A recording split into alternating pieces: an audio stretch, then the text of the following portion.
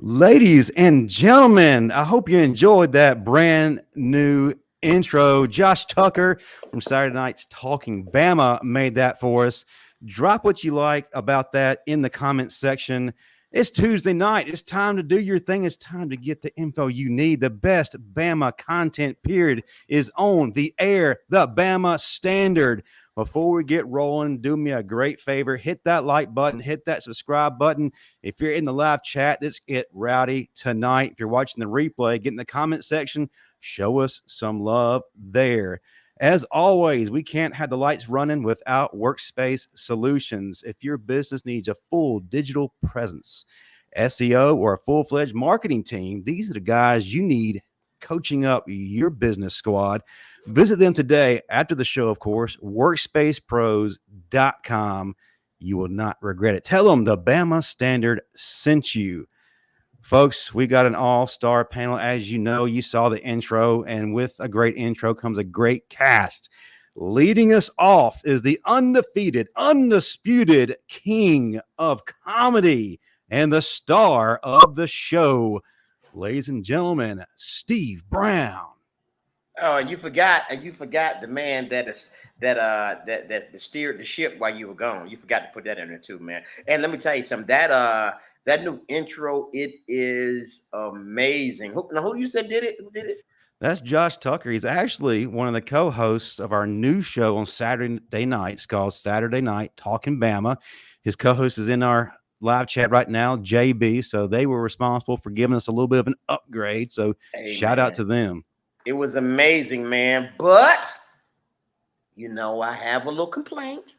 I feel like, it needs to be done over so it can show me for at least 30 seconds, cut down on the Marvin, and, let's go with it. 30 seconds. You steered the show last week, but you probably dropped an or two knowing you. He didn't crash the plane, so we're very excited about what he did. Stephen Smith can vouch for it, but back from his vacation from St. Martin, the 1999 All-SEC linebacker, and when Ric Flair said to be the man, woo, you got to beat the man. Ladies and gentlemen, he is that man, Marvin Constant. Good. Roll Tide. He's back.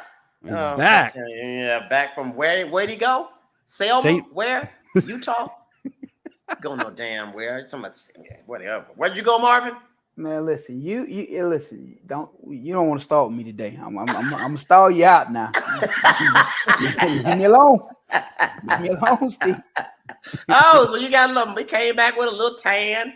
Yeah, that Utah, Alabama sun is hot. Yeah, it's hot. Okay. Man. Anyway, well, moving right along, we got another star here, a guy that's a senior analyst of Touchdown Alabama magazine, and a man who does keep Paul Feinbaum gainfully employed. Ladies and gentlemen, Stephen M. Smith. What's going on Tuesday? Why you dressed like you about to go pick up paper on the side of the highway? Nah, this is actually a spring, summer, yellow shirt right here. Nah. So I'm not in the witness protection. I'm not in the construction I was going business. for work release. Yeah, I'm not in work release now. Stephen, that does look like what we used to wear in the county jail when we wasn't getting in a lot of trouble. Because the red is when you're violent, and the yellow is when you not getting in a lot of trouble. Actually, the county jail was orange, so this is yellow. Really is it, Stephen? Yes. The county jail is orange. You do kind of favor Hop and Bob from Life, Steve. Hey, you on here looking like a trustee. Go ahead. I tell you, like Hop and Bob. Gun line, boss. Just turn down your ankle bracelet for us, Stephen. Anyway, folks, we are a place of legends, and we got a legend here tonight. And to properly bring him in, Stephen Smith, be the MC we know you are. Well, when I'm not apparently, as the fans say, wearing a Charlie Brown shirt, I don't get that one right there. But anyway, we got an awesome guest in the building. I'm telling you right now, this is a brother of mine. This is one of the baddest defensive linemen to play in the University of Alabama, played under Coach Mike Schumer. This dude came in from the Citadel and wrecked shop. That 05 season would not have been what it was if not for this dude smacking quarterbacks in the face, hitting running backs in the mouth, getting interceptions, making plays, bringing the swagger and the excitement back to Alabama football prior to the Nick Saban era. This dude did this, and now he's been coaching everywhere, whether it's Birmingham, whether it's Georgia, whether it don't matter. He coaching everywhere, building the next young generation of athletes, men, ballers, you name it. One of the best dudes out here doing it. We got my man Rudy Griffin, Coach Rudy in here. Yeah. Yes, sir. You forgot to say you're better than Marvin. Hey, that's an awesome introduction. I'm gonna carry you around everywhere I go, man. Hey, let's do that. Let's do that. I will not have a Charlie Brown shirt the next time. That's awesome, man. That's can awesome. you get- Hey, guys, thanks for having me on, man. Seriously. Man, it's always a blessing to have you on. You know, it's been way too long, but we definitely got you back. Can you get Steven UWG shirt to get rid of that yellow? I got For you. when he comes on to make that intro. I got you. Wait, what size are you, Steve? Man, you like the big or you wear the super small? Just give me the medium, man. Just give me the medium. I got you. Just give me the medium. That's what the color Steve Brown armpits on his white t-shirt, so it's all the same. Hey, man. God, bro. Oh. Hey, Well- also, if you get Marvin one, get him an extra small. He like his chest had to show through his shirt. So yeah, can you do that? Thank you. He nares You that. see it? You see it? Ooh, I know you want some. I know Just you to want start the some. show. I will. Before we get started, I want to take a serious moment. I know that we at Alabama enjoy all rivalries, but right now we have a brother at Auburn that needs our prayers. Over the weekend, he was critically injured, and his life right now is hanging in the balance. He lost the life of his brother. Now he is fighting for his. So I want to ask everybody in Bama Nation and whatever team that you represent, please remember Auburn running back Brian Beatty in your prayers each night. Pray for him, pray for his family and those who are close to him, that he can overcome this great attempt to put a stop to his life and he can get back to living life as he knows it and doing this thing on that football field. So remember, Auburn running back Brian Beatty. So Justin, do you have any information on actually what happened? I think were they at a club or something, and him and his brother got shot or something? Yes. So in Sarasota. Let me say this. And I'm a professional entertainer, so I feel like I can say this. You know, kids, you go out, you try to have a good time, especially, but you have to watch yourself. You got to, as a football talk, you got to keep your head on the swivel. If you feel like there's imminent danger, or you feel like there's a threat, just leave. I don't care how much fun you think you're going to have, because you got to understand something. And people don't talk about this enough, but you are collegiate athletes. And when you become a collegiate athlete and you're from a certain area or environment, you now have a target on your back, because there are people in that same environment that are jealous of you. And believe it or not, it's just like some of these rappers. I know it's totally different, but a lot of these rappers and entertainers, you know where they get killed? In their own hometown. Why? Because this is a thing. It's just is hometown jealousy. So when you're not in school and you're back home or wherever you are, just think about, you know, what Steve Brown is saying to you. Watch yourselves, and every party ain't worth going to. Every club ain't worth going to. Just get with your friends, chill out, have a good time, go work out, do something else for you. But again, because people are gunning for you, and they're not gunning for you for the right reason. So, you know, I'm praying for this brother, and I hope that he recovers well, and he can get back on that football team so we can whip his ass. And while you're praying, man, please pray for former Central High School head coach Dennis Conner, man. That's my folks, man. Another one. Lost his son since his gun violence, man. That was a hard phone call to take on my way back from St. Martin. Like, I'm getting ready to board my flight when my mom called me. I was like, you got to be kidding me, man. So, his son Kiki. And the thing is, I coached him, and he was a really good athlete and a good kid, but wrong place, wrong time. People just don't care these days. And you know, I think his son, Kiki's son, I think is going to Ole Miss. Going to Ole Miss, a really good kid. So, and Dennis Conner, man, has helped so many kids in Tuscaloosa. As a matter of fact, is his name? I forgot the big lineman that went to Alabama. Lester Cotton. Lester Cotton. That was Dennis Conner project. So, but Dennis also helped me because one of the first schools that I started covering high school journalism was Central High, and Coach Conner let me in the front door.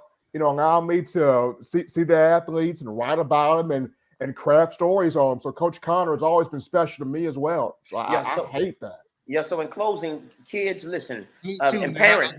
Me too. I can say that about Dennis Conner. He one of my very first high schools I got a chance to go recruit as a college coach was Dennis Conner. He opened the door up for me, man, and actually helped me get one of the guys to come play JUCO ball with me down there in Mississippi, man. So man, he's touched a lot of guys, man, and even I never played for him, and but I've seen him in the past. He opened it up for me, man, even in my past in coaching.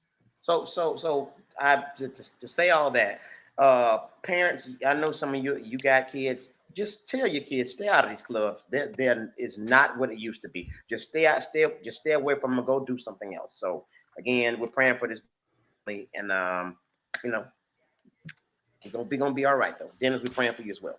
Absolutely. And going from the negative, I'm going to go to the positive. And someone who is creating positive is our guest, Rudy Griffin. Before we jump into your story and then some of the topics we have today, I want to give you an opportunity at the beginning of the show, as well as at the end, to pop what you got. You've got a very big camp coming up. You're given an opportunity to mold young men, collegiate young men, junior college, high school, what have you. It's a pretty big deal. Tell the folks what it's all about, how they can get their athlete involved, and just let us know what we can do to promote it. Yeah, I'm coaching here at University of West Georgia, which is in Carrollton, Georgia, and those from that live in Alabama, it's right across the borderline. And I know I always joke with a lot of people all the time. It's where everybody go get your lottery tickets. And so we right there, man. But no, we got a huge mega camp coming June 4th and June 6th. And it's a great opportunity for those individuals, those high school transfers, junior college kids, those guys looking for an opportunity to play Division I college football. Come and show out, man. It's June 4th, June 6th. You can go on our website.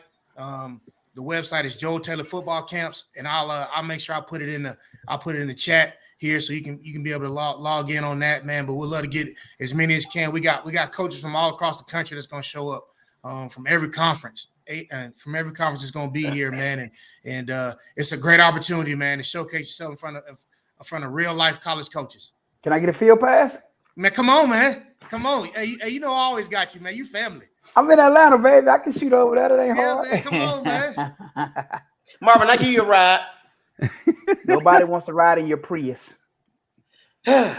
Man, hate is real. But anyway, everybody, y'all definitely get in contact with Rudy. Tap into what he's got.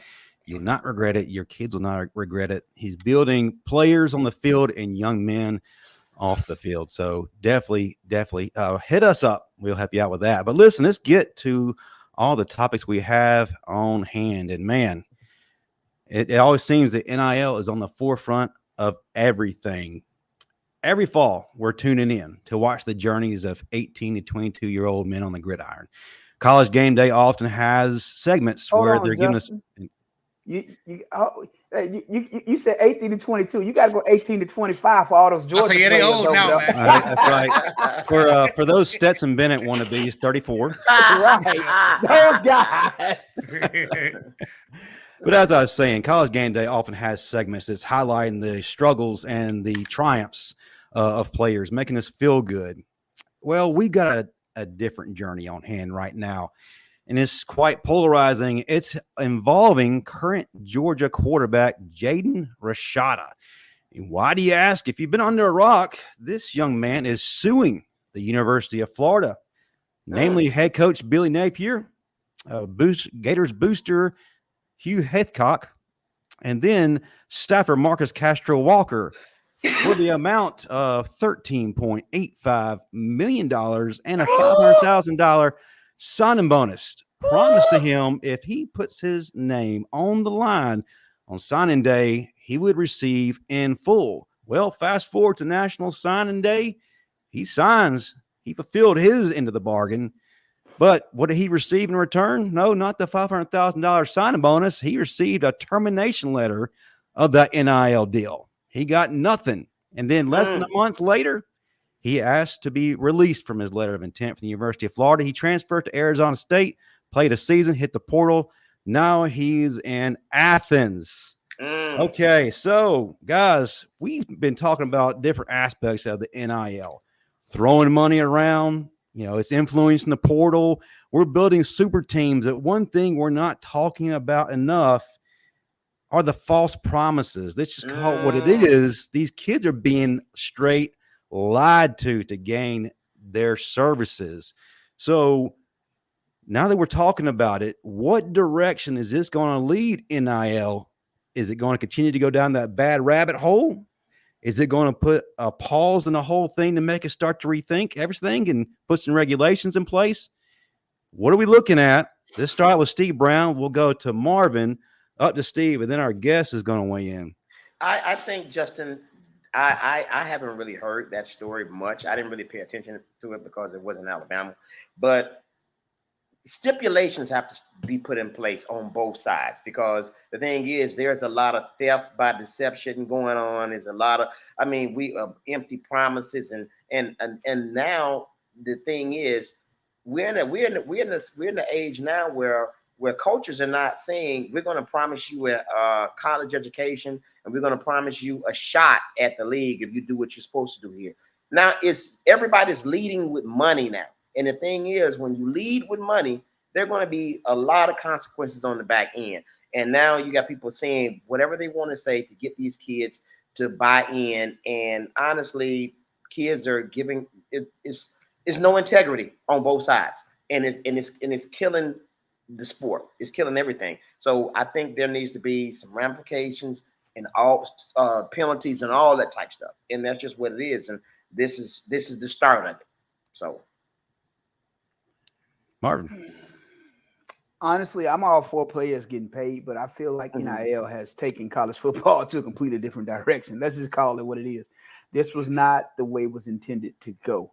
And if you want my honest opinion, I liked it better in the 80s, 90s, and early 2000s when you had to play your ass off and some anonymous booster or so may have blessed you with some gifts, but you had to play your ass off to get some gifts. In a McDonald's bag. Well, that's in Tennessee. So, but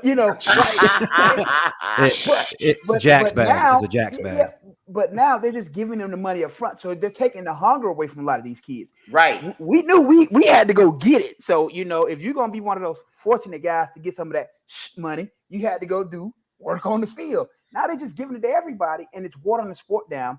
And I believe it's making a lot of these kids less hungry than they would have. Exactly. No love for the game. They just they're there for the love of money now. It's no integrity. It's no, I'm going to go and bash somebody's head in. It's no me getting better. It's no getting this free college education. Steve, I just want money. And when you want people who just want money, you getting any and everybody.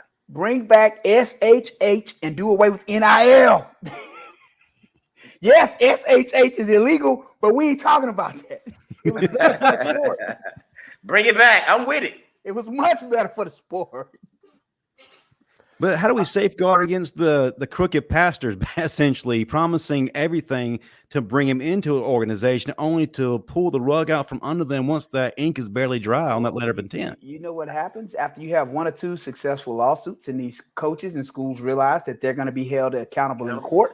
I think you'll see a lot of them more careful with their tongue and the things they promise these kids. Yep. Because again, it's okay to promise some stuff under SHH because there was no legal ramifications because it was illegal. But under NIL, this is legal. You can't promise someone something and then walk back on it.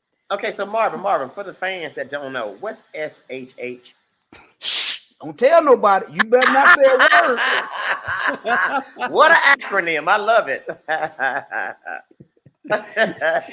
Steve, that's how he went from a Pinto to an Escalade. I know, man. Hey, I was riding good in school. That ain't the point. But listen, it's worth it, though. All right, bring back. All right, get rid of NIL. Bring Hey, man, I remember a booster gave me some biker shorts. That was it. Probably had the bottom cut out of them, too, knowing you, man. Shut up, man. Go ahead. Man. So moving along to Charlie Brown, Stephen M. Smith. Wow.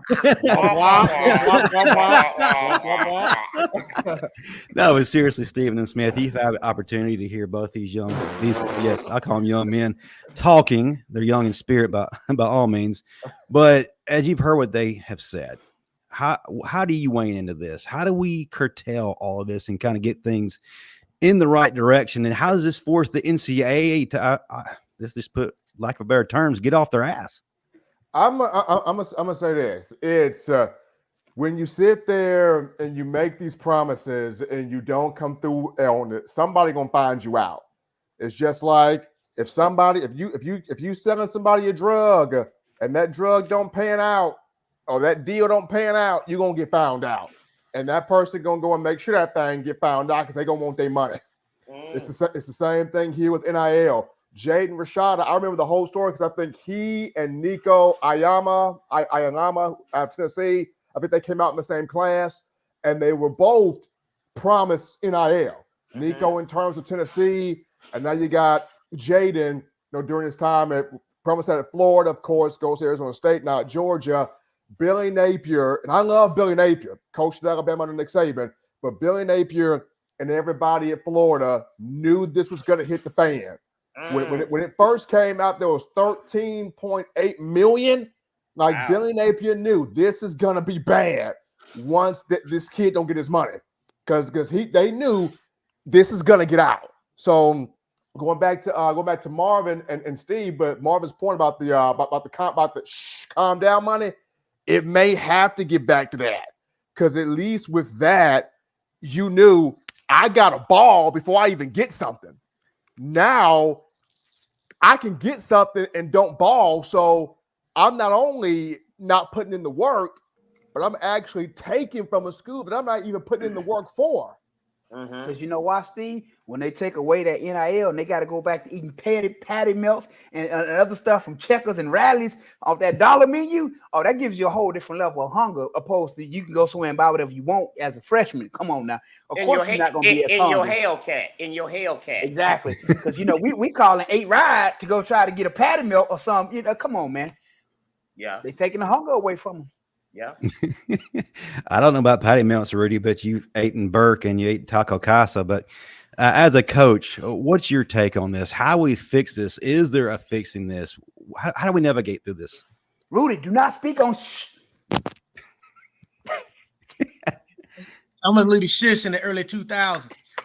1999, early 2000. No, but no, I agree wholeheartedly, man. Honestly, with what some of you guys are saying, man. I think, I think we got to get regulations on it, man. I think the whole issue is when you're getting paid and you're not earning it, and I think that just goes to show, man. Like, I'm not for guys getting paid a gazillion bucks if they out there killing it, but I think that makes everything a lot smoother if a guys get out there on the field. He's proved he's an All-American, first team, whatever, and they want to pay him whatever. But I think that's understandable. But I think the problem is when you get in there is when you get guys coming in and they really prove themselves. That's when you got problems in your locker room. You got problems. There's a whole lot of stuff that goes on with that, man. I think that's the important thing, man. Honestly, if they can do that. Well, I have one question for you, though, and I've always wondered this. With NIL, what does that do to the locker room when you have a guy like you have down in Texas, Arch Manning, making all this money, not even playing, and you got all these kids getting all this money, they aren't even touching the field, but yet you guys out there balling, getting nothing. What does that do to the locker room? It's just like what you think. It's like, hey, coach, I'm out here killing it. Why I'm not getting it. And so that's why it just causes, it causes a lot of problems. Now the beautiful thing at the level I'm at, the FCS level, we like the old school way. And so we like the back when we played, Marvis, you got to go out there and you got to go earn it. So we that's the way we are. And I appreciate that, man. Honestly, I think that teaches kids real life. You understand? Like, it's like real life. Like, in order for you to get paid and earn it, you got to get out there and you got to work for it. Instead of just be given to you. But something was really crazy when Marvin said, in this is really sad because kids are getting paid not on their ability, is now they're getting paid on popularity. Who's the most popular now? And Marvin just said it's so profound. Think about it. People. You got a kid out there busting his ass, breaking helmets, doing everything, and he's not getting paid a cent. But you got a kid who's never played a down because he's from a prominent football family, or he comes in as a 5-star, never touched the field, and they're getting paid all this money. That right there is going to cause problems in the locker room. I'm sorry, Justin. Go ahead. And I heard Marv said, like, talk about the hunger. Like, the player don't even have a chance to even get hungry. You know what I mean? Like, the hunger is gone. Like, so we, I think we, and that's the beautiful thing about the FCS level. And I know a lot of times everybody kind of look over the FCS level because we're not at the Power 5 level, but the FCS level is how it used to be, and the guys hungry. And of course, we still got NIL opportunities here, but you got to go out there. You got to earn it. And that's one thing our head coach preaches a lot is that, we got NIL opportunities, but you got to go out. You got to go earn it and to get that. You think about it, though. Most kids, when they play college football, they want to go to the NFL to change the circumstances of themselves and their family. They want to go buy mom this house and this car. Mm-hmm. You've put them in a position where they can do this at 18, 19 years old. Right. You give that much money to an 18, 19-year-old, what's really about to happen? Yeah. And Justin, let me say this real quick, and I know y'all see the pen up. Yeah. This is the main thing. This is the biggest worry. They're getting paid. They're getting offered all this money. All right. So if they're getting offered all this money from all these different places, there is no team loyalty. They're going to go where the money is. So every year we're going to see a different roster. You're not going to recognize a team from year to year because this person's going to take that. This person's going to take that. It's going to be crazy. So, Steve, you know who is watching though? NFL. The IRS. Oh yeah, well then that's definitely somebody that's watching. Yeah. And I'll kind of close this segment with this, Rudy. It's amazing how God works. He brings you to this show tonight to talk about this very subject. And I remember you being at Alabama when I was there. Matter of fact, I think you started the transfer portal coming from the Citadel to Alabama. That's a different problem for a different day. But we appreciate you starting the transfer portal. But anyway, you're a guy who you're a guy who literally held the football complex hostage until they watched all your game film just for a chance. Not a promise, a chance to sit at the table. And of course, your story, we all know how it panned out. You went from being a walk-on to one of the most dominant defensive linemen in the 2000s. And let's just say what it is, Alabama, period. Mm-hmm. So my question now as coach, how do you get your story to be louder than the people who are throwing money at your kids? And I know people are saying, at your level, there ain't no what yet. It's happening because you even have some kids who are going to teams on your level just as a one and done to work on their craft a little bit to get to a bigger school. So how do you use your story to help navigate them and also protect them against the people like Jalen Rashada encountered? The deal is this is sustainability. And the lessons that I learned, having to work, having to struggle, having to push through, it taught me for like real life when it really happened. And when I got out of college, because everybody's gonna hit that rough spots in life, and it's not, you're not always gonna be the top recruited player. Everybody's kissing your butt. It's not always gonna be like that. And once it's over, man, you're gonna have to be able to push through, man. I have a son that's getting ready to enter college, man, and that's one thing I preach to him all the time. Listen. We gonna stay hungry, man. Like we not gonna come and try to take no handouts. I want you to get what's yours, but we gonna go get it the right way. And the right way to me is that go out there and earn it on the field, what you play. And also get out there in the community. Mm-hmm. Like you want somebody to hand you something without doing anything, without working for something. Now let's go earn it the right way. Rudy, I don't want to change the subject, but I got to say this real quick. I've been doing some research on you, and I'm kind of disappointed, and you need to call me. You are as great as you are at Bama. on college football, my college football, you are 86. We can't have that. Man. You can't have that. You're 86. Hey, you can't have that, Rudy. You can't have that, Rudy. You can't have that. Don't be like Marvin. Marvin was a 72. You can't I was be that all guy. 90s, sir. Let's be clear about that, okay? I just want to throw that out there, man. Go ahead, Justin. I'm sorry. Yeah. Well, before we move on to our next segment, I want to talk about a great sponsor we have. Listen, guys, the season truly never ends, not for Alabama fans. We're always thinking about football. Well, there's only one way to get your roll tied on, and that's getting your towel, if I can get it straight. It's upside down. Well, I'm in Mississippi. We're upside down here, but the heart is in the right place. Sorry, Whitwell Sports. But yes, whitwellsports.com. Go there today.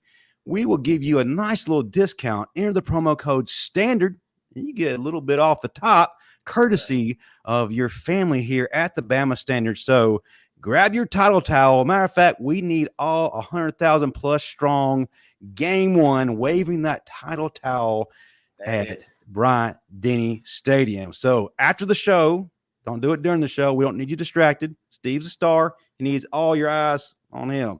So you know what to do. Title towel. Hey, Justin, real quick. Hold the towel up so people can see it. They need to see it because you have it upside down. They need to see Hold it up the right way. Man, Yeah, there it is. Get you one, Bama fans. Grab you one. That's it. And our sponsors will be happy. Yes. He uses his as a diaper. All right, go ahead. Okay, Marvin, can you go back to St. Martin Baptist Church for your outreach ministry you were doing last weekend? Man, that was a great segment. Thank you guys for all the input. We're going to go into a different direction. Winning is the expectation of every coach, no matter what the level. But Alabama, the winning is an expectation, but it's a little bit more than that. It's about getting titles, or you're going to hit the streets. Matter of fact, there's not a grace period. Has to happen now. Oh, and not only that, you have to follow in the footsteps of giants and be compared to them, like Coach Bryant, Gene Stallings, and now Nick Saban. Well, no one knows better than the pressure of being Alabama's head football coach right now than Kalen DeBoer.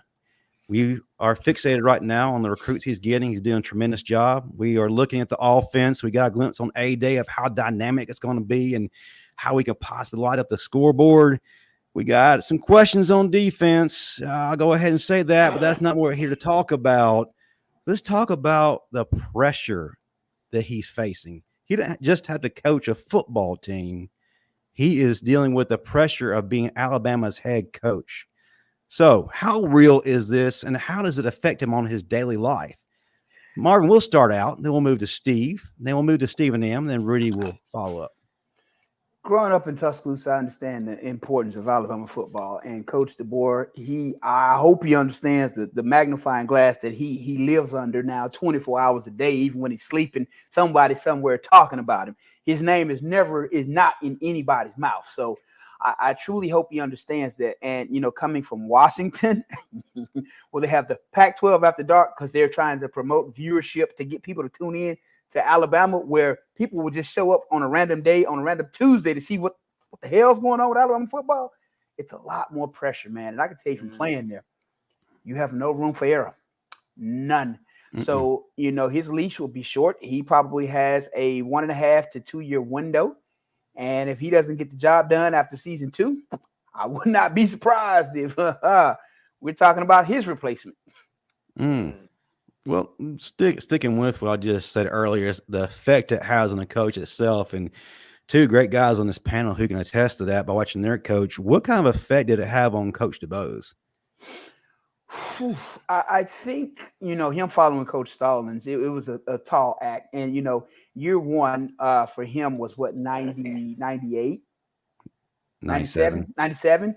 I think what they ended up going to Outback Bowl, played Michigan, I believe, that year or something like that, if I'm not mistaken. Then 98, we go to the Music City Bowl. So that pressure was definitely mounting.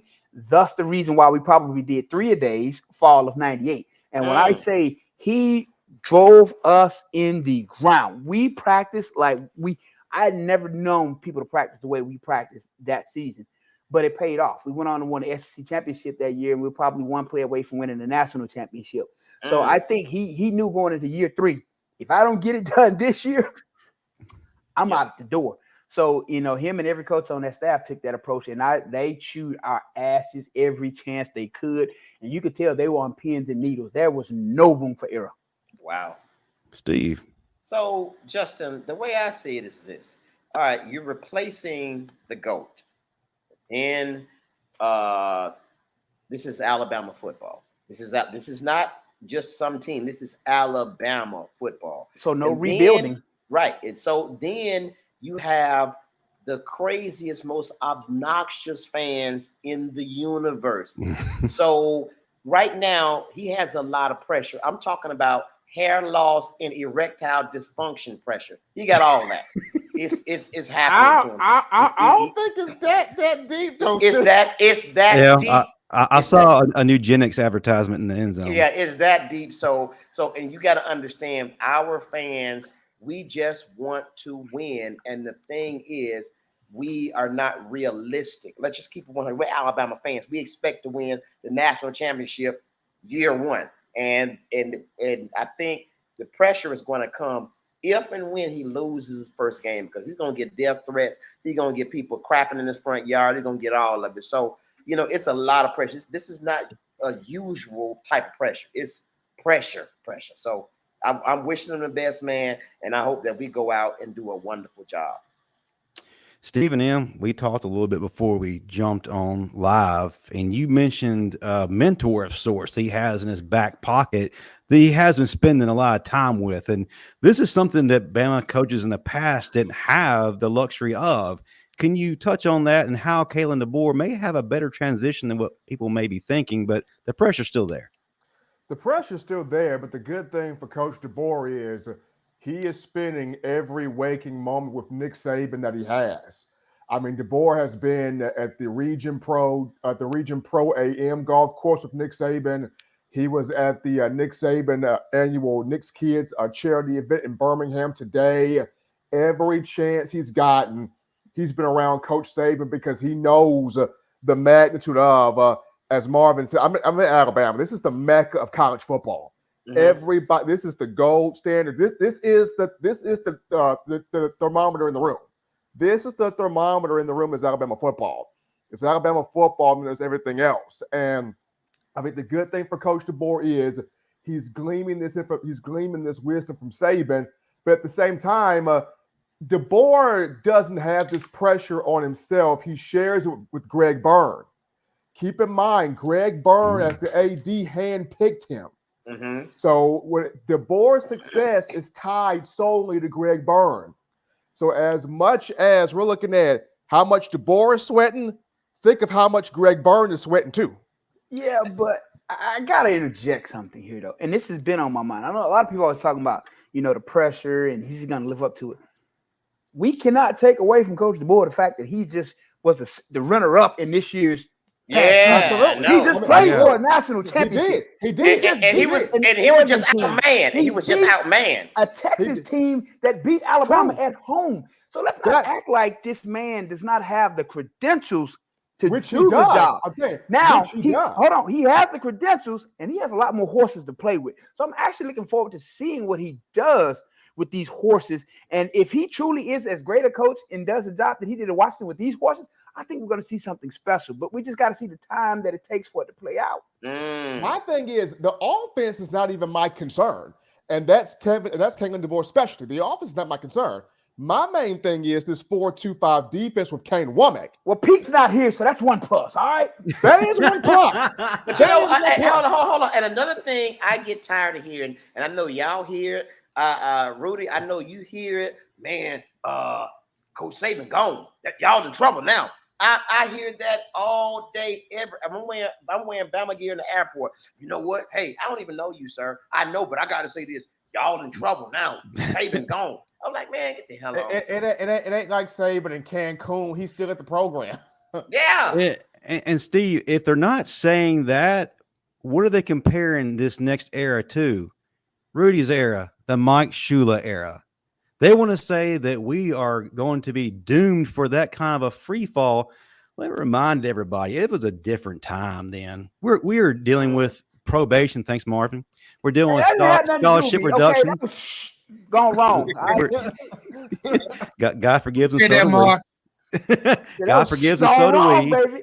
Scholarship reductions. We have bowl ban. We majority, Rudy, you can admit this. Majority of the time that Shula was there, y'all had a lot of people injured.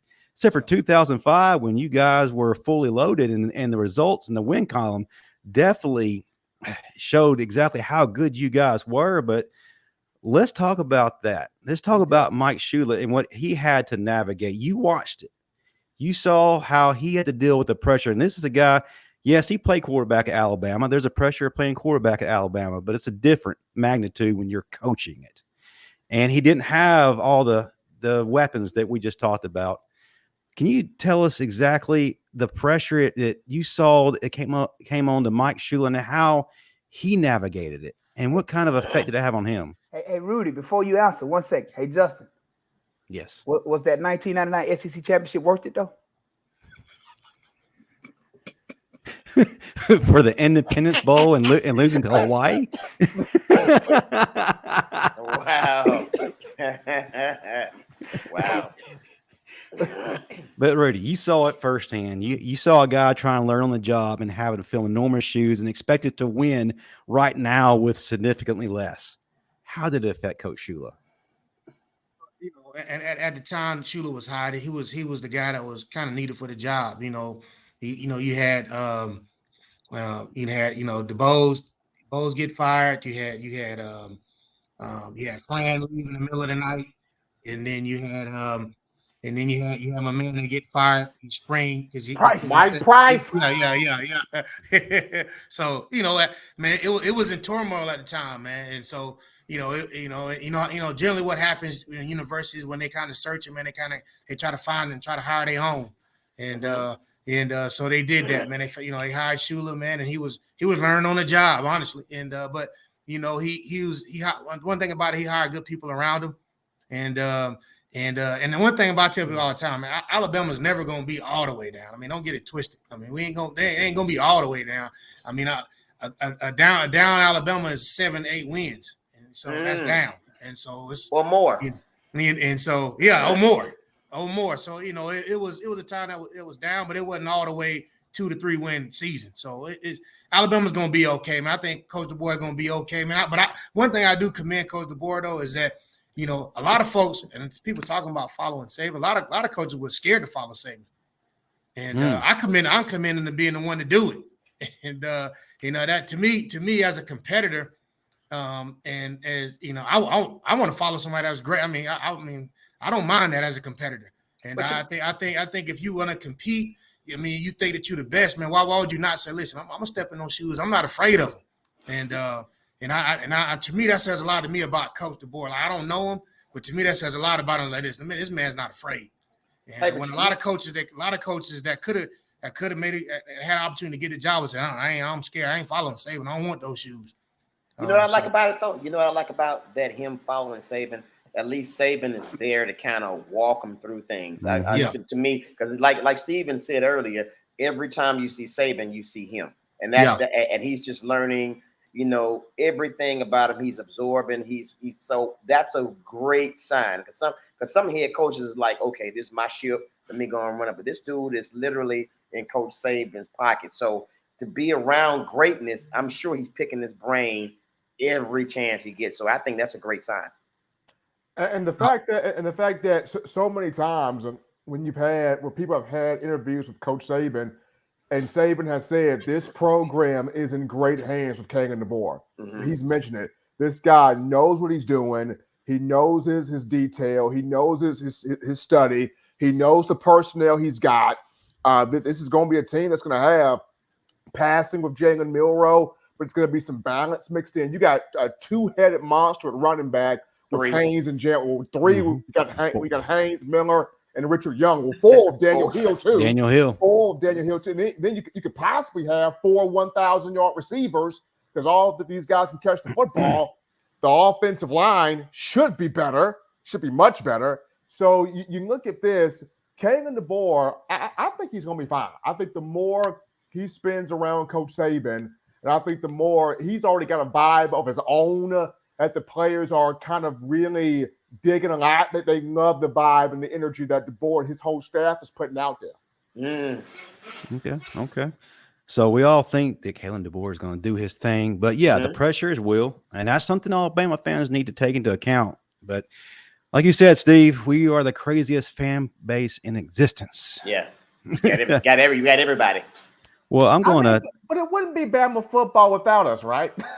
Well, you got that right. But Wow. Now I'm going to turn things to the lighter side. I asked Marvin a question a couple of days ago, and I wanted him to give his thought. I did. And we like to give a little bit of a fun segment for fans right now because, it's the reason to keep coming every week. So based on need right now, I asked Marvin to pick an offensive player and a defensive player from any of the 90s teams to insert in that spot. Ooh. Marvin, who did you choose and why are they a good fit? Well, looking at Alabama's current defense and what they need, there was only one person that I could think of from the 90s who's nasty enough to go do the job I need him to do. One, Michael Myers, baby. Listen, and I ain't talking about the villain from the movies. If you don't know who Michael Myers is, you better go do your homework. You're talking about one of the nastiest defensive linemen in Alabama football history. Several played in the NFL for 12, 13 years. Oh, you are talking about a killer. A dog. You weren't going to block him with one man. Very rarely did you block him with two. You are talking about a certified grown man who was a game wrecker. So on that defense, it would have to be Mike Myers. Man, that is, man, I love watching that guy play just to see that handwork. Like, come on. Offensive lineman didn't have a chance with that dude. Like, you were not going to block him. And offensively, so with Alabama's offense, that offense is loaded. And I think that they fill those gaps on that offensive line. So there's one glaring area of need on that offense. And it's not what you all are going to think, but I'm going to say it anyway. Daniel Pope. Really? You picked a punter. The punter, Daniel Pope. You're damn right. Because nothing like a great punter who can flip that field so that he can set that offense up on their next possession, to be that much closer to the red zone, to the goal, whatever you want to call it. Because you would much rather be 1st and 10 from the 50 than 1st and 10 from your own 5. So that's the point of having a great punter. And Daniel Pope, when I say he was one of the best punters in Alabama football history, when you're talking about putting it in that corner, that coffin corner, I mean, he was sitting down at 2-3 yard line. I look at him all the time. Hey, great job, brother. Like when I say he was one of the best to ever do it. So to me, those are the biggest two areas of need on this team, that defensive line and a solid punter who's going to keep that defense in great position when they have to go out on that field. That's what's up. Okay. Yeah. Well, now, Steve, hold on. Coach Rudy will tell you this, though. As an offensive coordinator, his play calling ability on first and 10 from the 2 yard line versus 1st and 10 from the 20 or the 30 is completely different. Ain't no doubt. 100%. 100%. Do you agree with his choices, Rudy? Oh yeah, all good, all great choices. Just the punter kind of shocked me, but all great choices though. But that would you substitute anybody? It is. I would have chosen Freddie Kitchens for the offense. So if he overthrew somebody and somebody intercepted it, it'll literally kill him because he was throwing the ball so hard. So nobody. Well, I ain't gonna lie. I was gonna take Freddie Millens on offense. We need a good punt returner, kickoff returner. We said 90s though, 90s. But we had some dudes. We had some dudes in the 90s. We had some good guys. Yeah, all but right. You got it. But the reason I picked the punter, though, a lot of people don't understand the true importance. A lot of times the punter goes overlooked. That is one of the most important positions on the field. The punter, I mean, when you say level of importance, I'm putting the punter in top 3. It is. You preach it. Guys, you're getting ahead of yourself. The most important players are the players on the practice squad. I got to say something about my people. Well, I'm glad you spoke up. Hey, Steve, I was on the practice squad too at one time, man. Hey, I was on the practice squad forever. Well, Steve, we're bringing you up to the starting lineup because we are starting a new segment called Ask Steve Brown. Okay. So we got a couple of questions from our audience, and can't wait to hear these answers. The first comes from Kelly. She wants to know, based on every show, how many cousins you actually have. Actually, I come from a big family. And my dad, he was a Rolling Stone. And pretty much every person on the show is some kin to me. And I want to go ahead and say this too. Y'all didn't know it, but Rudy, he my third cousin on my auntie's side. Rudy, let him know, please. Rudy looking like I ain't in this. I think. Hey, I think he froze. Hey, my name Ben and I ain't in it. So this is the first person on our show who's denied kinship to me, but all the other players. No, man. It's real though. You family though, man. See, I told you. So, see, everybody. He'll cash app you later. Thank you. Thank you. All right. The next one comes from JB, who's in our audience right now. Mm-hmm. We know that Steve Brown is the star of the show. We know Jalen Milroe is the star of the show on offense. Who will be the star of the show on defense? On defense, you know what? Honestly, this is a hard one, but I got to say it because I don't like this guy. It's got to be Marvin. Marvin got to be because he knows that defense, even though he is, he's a little slow in real life, but it would be Marvin. And I can't believe I'm saying it because I really don't like this dude. But, yep, it would be Marvin. I think he meant more so on this team right now. Yeah. Who would be the star on the defense? I thought you were talking about this team. I would say on this year's team, it's got to be my guy, Malachi Moore, without a doubt. It's got to be my guy, Malachi Moore. Without a doubt. That's my dude. That's the old man. That's the vet. Okay. I love the way he plays. One more, we got Crimson Forever says, I would say in the last couple of years when Bama was up against 3rd and 1, our D was generally going to give up that 1 yard on the ground because they got pushed around. Last year, the D made some strides in that area. Will that continue? That will continue. I think all of those strides will move forward because what's his name is gone. Golden is gone, so we're not going to be getting pushed around.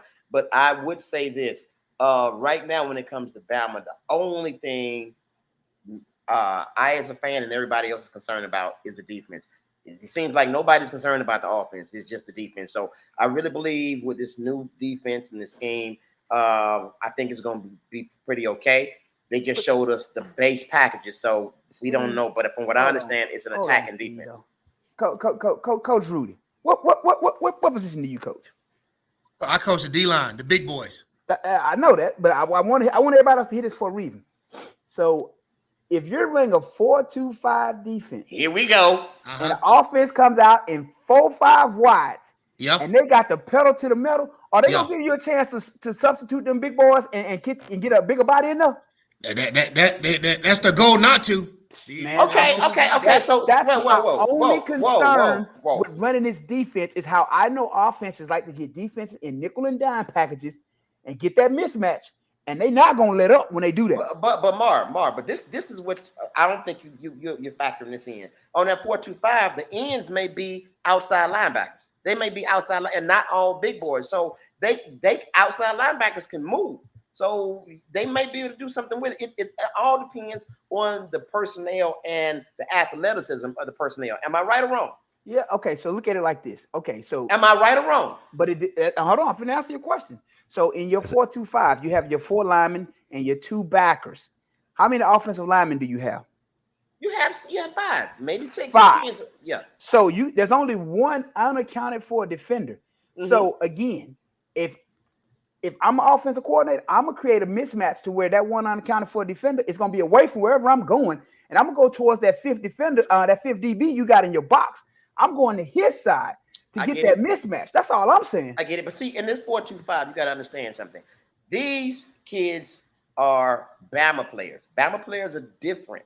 They get tired too, though, Steve. They get tired too. So I get what you're saying. I'm just saying from a perspective of I've been out there before on a 17, 18 play drive. And when you late in the game, 3rd, 4th quarter, and you sucking wind, and the offense ain't letting up and they going up tempo because you got this nickel and dime package out there, it's hard. It's a lot more difficult than people realize. That's all I'm saying. Well, you know what? I believe in our defense. I will concede on this because you've been there. You've done that. So you know much more than I do. I'm just a student, and I'm still learning every day. But from what I'm seeing and what I'm hearing, it depends, I guess, on the play calling from the 4-2-5 or whatever. Because from what I understand, Rudy, you can kind of comment on this. The 4-2-5 is an attacking defense, right? It's an attacking defense. Marvin, in the 4-2-5, an attacking defense. It depends on who's calling the plays. I mean, okay, so if it's Pete Golden, it's a lay down defense. Exactly. But if it's our guy. But Rudy will tell you this though. Like the point that I was trying to make was when I asked him what he coached, I know he coached D-line. When those guys get tired and they're no longer maintaining that line of scrimmage, your ass is in trouble in the 4-2-5. It's over. You're over. It's over. It's over. You can't do that. But you know, it goes to the point that how you help them too though is you got to play complementary football on the offensive side too. You know, it's help limit those possession of those teams that you're gonna go against that's running up tempo offense. And that's one thing that Alabama's always done great in the past is play complementary style football on both sides of the ball. That those big boys don't have to take 70, 80, 90 snaps. You know, now it can limit that. Well, if that's the case, and I know Justin else saw the opinion, but if that's the case, why didn't we get more D linemen out of the transfer portal? Because from what you're saying, Marvin, the 4-2-5 is pretty much the most important part is the D line. Yeah. So we need bodies on bodies on bodies, right? And the reason why when we would go to nickel and dime under Coach Saban, why it worked so well, Jonathan Allen, Deron Payne, Marcel Darius, you had killers up front that when you went to them packages, you didn't have to worry about the run. And your boy you just mentioned, what's his name? The other guy you said, the other D lineman. Who, Marcel Darius? No. Deron Payne, Jonathan Allen, all those guys? No, the other guy you just mentioned that you saying that you would have on your defense. Oh, Mike Myers? Mike Myers, people like him. Yeah, you need them. If you don't have a D-line that can stand up to that pressure, I'm telling you, man, there's nothing worse. There's nothing worse than I'm looking at my D-line and we in late third, fourth quarter, and I see them sucking wind. I know I got to go just that much harder because they're not going to keep those guards and tackles off me like they were in the first half. Oh, Sean Robinson is another one. Yeah, no doubt. Yeah. Real quick, as we wind things down, I want to give a shout out to Big Bill from New York. $5 RTR, folks. We greatly appreciate you being with us tonight. All right, Rudy, I got a couple of questions before we start to wind things down. One, I know you probably don't have a lot of time to really watch football outside of what you got going on, but for the fans at home, when you've actually had a chance to watch Alabama, who's someone on the defensive side of the ball that you feel like is going to have a major year, maybe even have a breakout year? Who do you have your eye on? Then I'll ask another question. Partial, and Steve gave a shout out to Malachi Moore, was my former player I coached in high school, and I love that kid. So I think he's destined for a breakout year, man, and like I said, I think it's his time. I think he's walking in his destiny, man, to put the team on his back. He want to meet me. He does. Oh, he do? I'm getting DMs right now. Hey, maybe we can set that up. Yeah, man. Yeah. We can. Rudy, let's talk about your time at Alabama. Try to narrow it down. What was your favorite moment or favorite play your time at Alabama? Then I'll ask you a little bit of a lighter question. Okay. Favorite moment probably was earning a full scholarship at the University of Alabama. Was coming from a walk-on and getting that scholarship, and then to kind of go into that was getting my first start against Utah State in 2004. So that's kind of my biggest moments, man. That's just to go from being a lowly walk-on. And Marv, remember how it was, man. Back in those days in Alabama, man, they had, they treated walk-ons bad, man. Bad. Steve, no, too. I remember it. Walk-ons bad. Listen, they had two separate locker rooms. Yeah, they did. Segregation at its finest, baby. Hey, they had the Taj Mahal, which was the scholarship locker room, and then they had the walk-on locker room, which was what you think a walk-on locker room. And they had one for me, the parking lot, but we don't want to talk about that. They had the parking lot for me. Hey, real quick, how did you receive that walk-on? Tell that story, please, Rudy. I love it. Man, I was playing at the Citadel, and I was starting for 2 years at the Citadel, and was a 2-year starter, man. And I always wanted to play at the University of Alabama, but just I wasn't big enough. You know, it wasn't huge, you know, and so I had to go that route. I had to go the FCS route. But it came to my last year at the Citadel. I talked to my coach, Coach Ellis Johnson. I said, hey, I want to transfer. And Ellis Johnson was like, no, you ain't leaving. You're a starter, you're not leaving. And so we kind of went back and forth on it, but he eventually gave me my letter of release. And back in those days, I had those VHS tapes. So I got my VHS tapes, and I drove all the way from my hometown, which is Augusta, Georgia, to Tuscaloosa, Alabama, which is a 5.5, 6 hour drive, and just walked in the facility with my VHS tapes. And so I walked in there. I said, I need to talk to somebody about playing football. They said, you got a meeting? No. I said, I'm just here to see somebody. And so I waited all day, man, all day to talk to somebody about playing football. And Randy Ross, who was the director of football operation at the time, walked out and said, hey, so you got a meeting? I said, I just want to play football here, man. I said, I had to have a meeting. I said, I was on scholarship at the Citadel. Can you watch my tapes? He said, all right, we'll watch your tapes. But, you know, we'll let you know. Like, he wanted me to leave. I'm like, man, I said, I'm not going to leave. I said, I've been up here all day, man. I've been up here since 7 in the morning. It's 3 o'clock right now. And he said, well, we'll watch him and let you know. And a couple hours passed.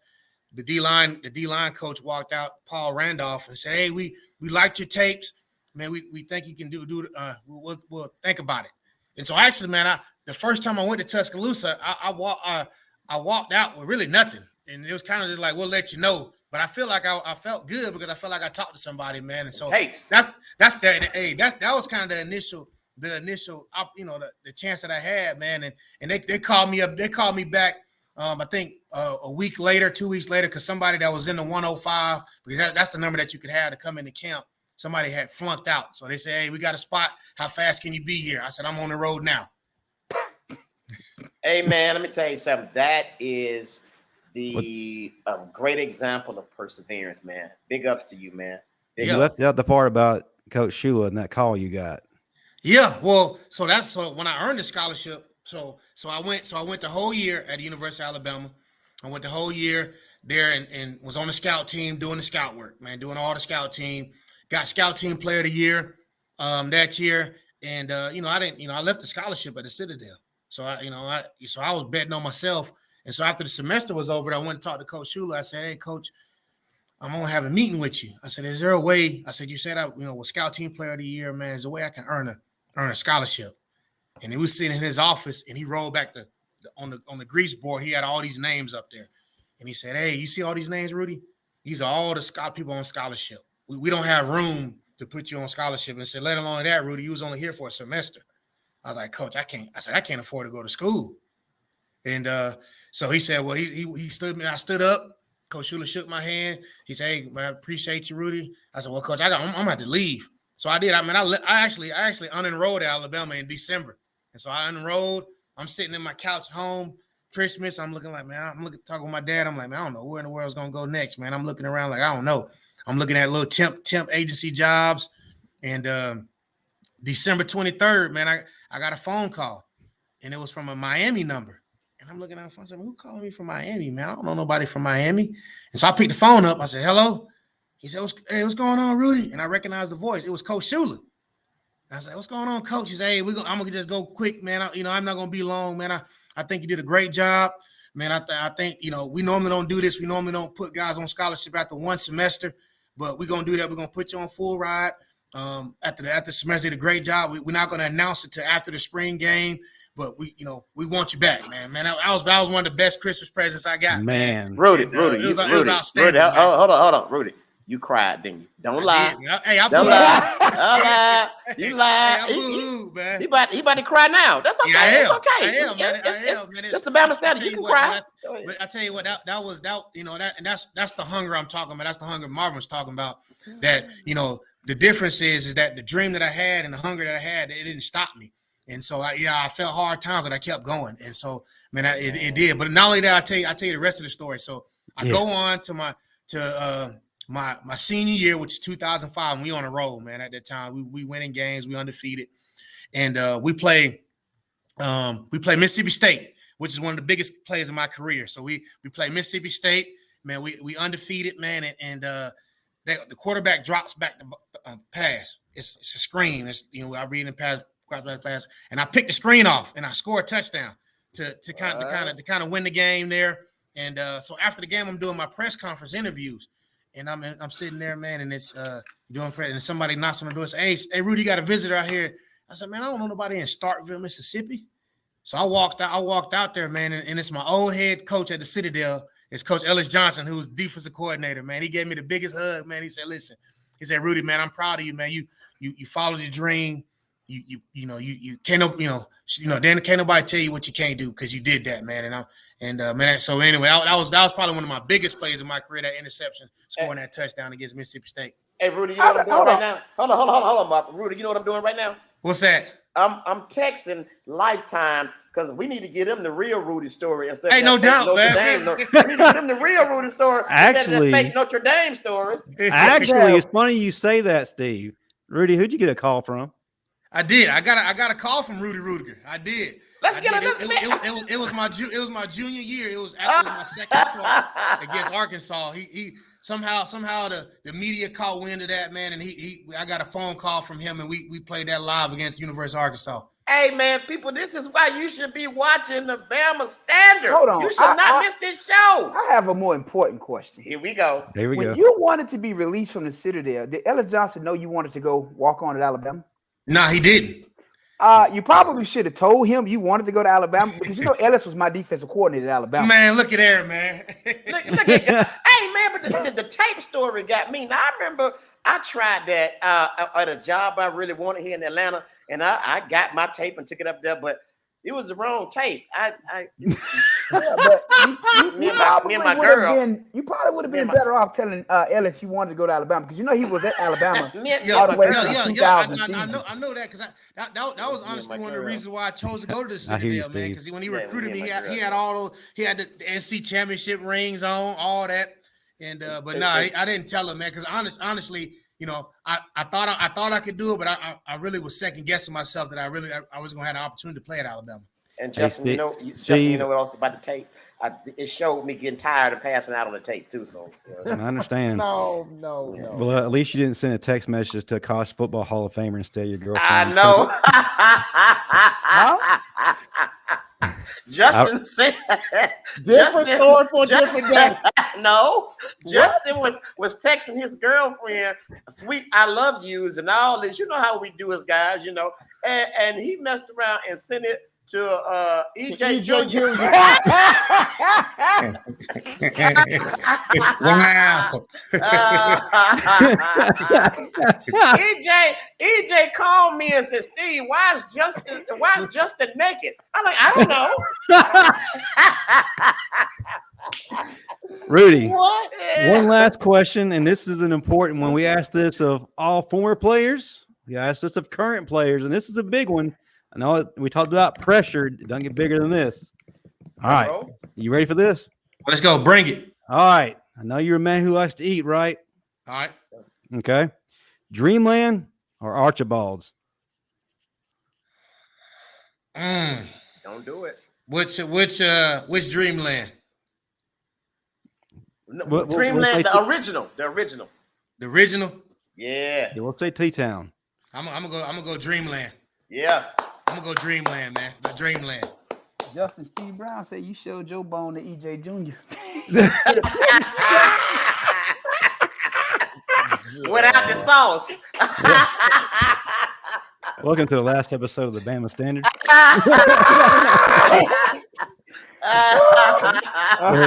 Rudy, before we wind things down again, we did this at the beginning of the show. I'm sorry, FCC. Please stop calling the phone. Charlie Brown, if you don't quit interrupting. Rudy, if you would, promote your camp. It's a big deal. For anybody who missed it at the beginning of the show, I want you to hear what this man has to say. I want you to get involved. If you have young athletes, whether it's at the high school level, JUCO level, wherever it may be, get linked up with Coach Rudy. Rudy, talk to him about it. We gotta, before I get into that too, I want to make sure guys get over to come check us out here at University of West Georgia, Carrollton, man. And I want to give a shout out to my guys, man. I don't know if they watching or not, man. My D-line group, man. We got a great group here, man, guys. We actually go by the name of the City Boys. So I want to make sure give a shout out to my guys, man, and y'all come check us out, man. I got a great group of guys. That I'm gonna tell you where the name came from, and I know it actually originated at my last school when I coached at Northern Arizona. Two guys by the name of Mark Ho Ching and Eloy Quetty kind of came up with the name, and what it was really came from is talk about a group of guys that no matter where we at, man, no matter if we playing your city, Day City, we're gonna take over that city, man. And so I want to give a special out to my guys, man. So when y'all hear y'all's touchdown in West Georgia, make sure y'all come check out the City Boys, West Georgia. But the mega camp, June 4th, June 6th, high school, JUCO, college transfers. If you're looking for an opportunity to play Division I college football, I know Marv you still got some reps. No. I just had one question. Is it June 4th through the 6th, or is it June 4th and the 6th, no 5th? I just want to make it clarify. June 4th and the 6th, so no 5th. So it's that Tuesday and that Thursday, and it's in the times. The time starts at 9:30. It's a session. It's 2 sessions a day. 9:30 starts at 9 to 10:30, 10:30 to 12:30. So you out by noon every day. So it's the 4th and the 6th, June 4th and the 6th. And you can go on our UWG website. Camps will be there. You can follow me on Coach Rudy G on Twitter, and I'm pubbing it like crazy. Come out, man. If you want a chance to play Division I college football, come earn you an offer. Come earn your offer, man. Yes, and then also too, again, if you're in Carrollton, Georgia, come check out the City Boys. The City Boys. I got a group they call the City Trends. Look, Rudy, you got a couple of folks representing City Boys, Mark Ho Ching, and then we got official Dub shouting out to you. Okay. Yes, sir. Yeah, there you go. Yeah. So you're well represented.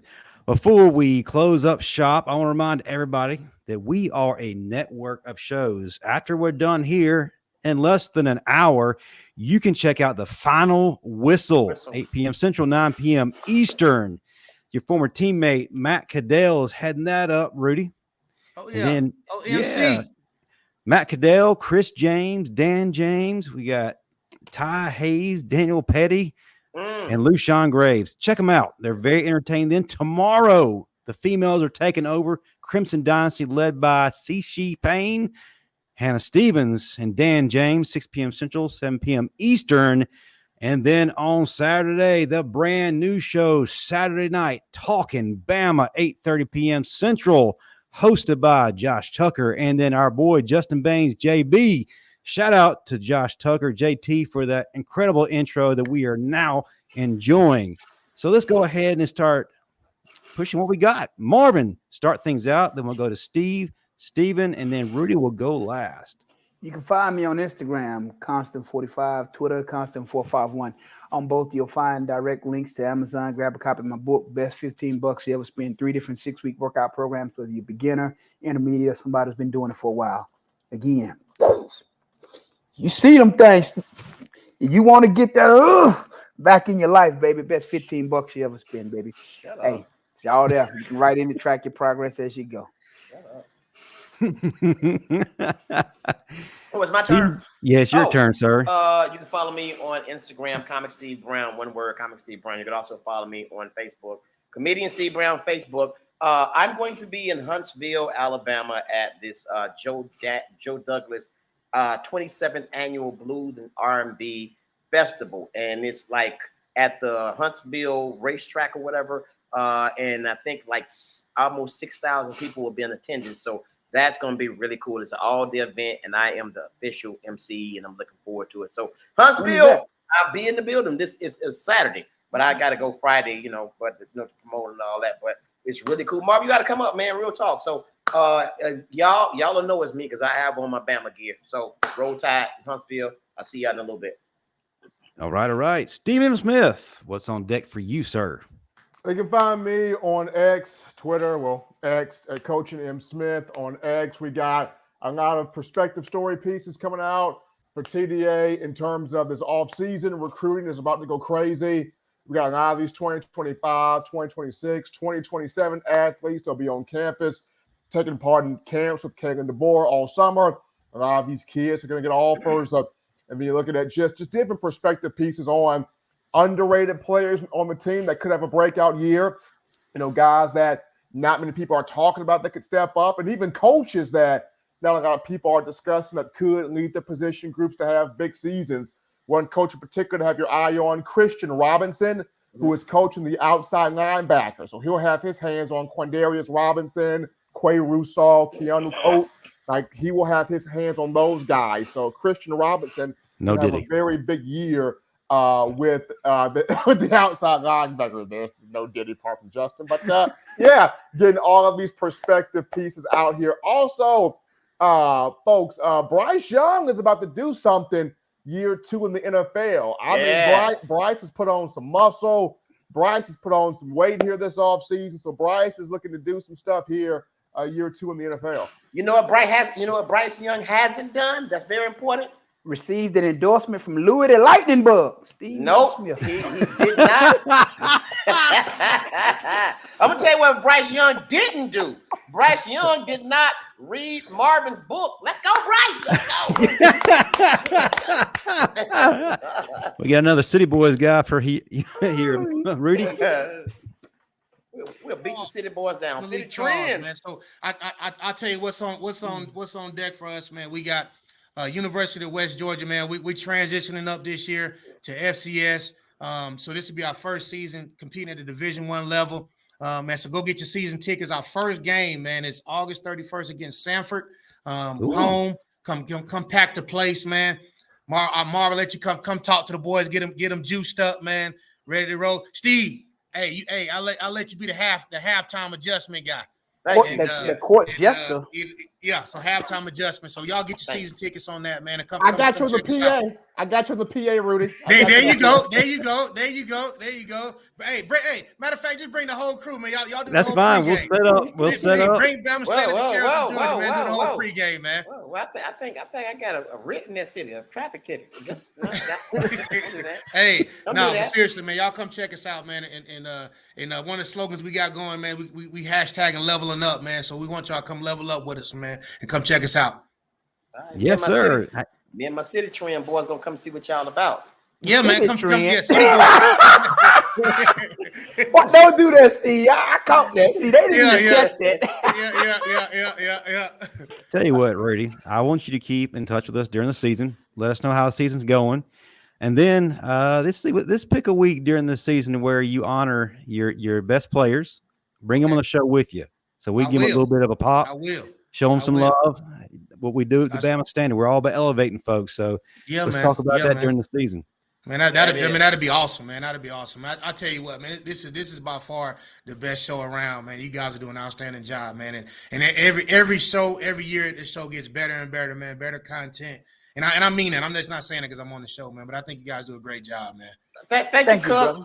Thank you, cuz. Ain't no doubt, cuz. That's what I'm talking about, family. That's what I'm talking about, family. Hey, Justin. So it seems like your boy Justin Okonrokwo getting some love here for underrated star. Hey, if you saw him at A-Day, there's a reason why that dude is ready now. Well, that's going to do it for us. We've had a great time with you, Rudy. Thank you so much for jumping on. I'm glad that we could always have conversations and do this. Even at the drop of a hat, we definitely appreciate you coming on, man. It's always a great time. We value the time we have with you. And that's to remind people, we got some things coming up. We're the Bama Standard, like Steve Brown said. You can only find content like this here. We're going to have former Alabama head coach Bill Curry on soon. So we're talking about transitions being made, like Coach DeBoer transitioning from Coach Saban. Bill Curry has some expertise on the subject, so we're going to pick his brain up soon. And Rudy, talked to your former teammate DJ Hall. He's going to be jumping on again. Great. Hey, DJ don't get enough respect as he deserves, man. The GOAT. One of the best receivers to play at Alabama, man. Just doesn't get the respect. Right. Yes, sir. But yeah, that's going to do it for us here at the Bama Standard. Until next week, roll Tide. I ain't going nowhere. Roll Tide. Hey, roll Tide, man, and go Wolves, baby. Yes, sir.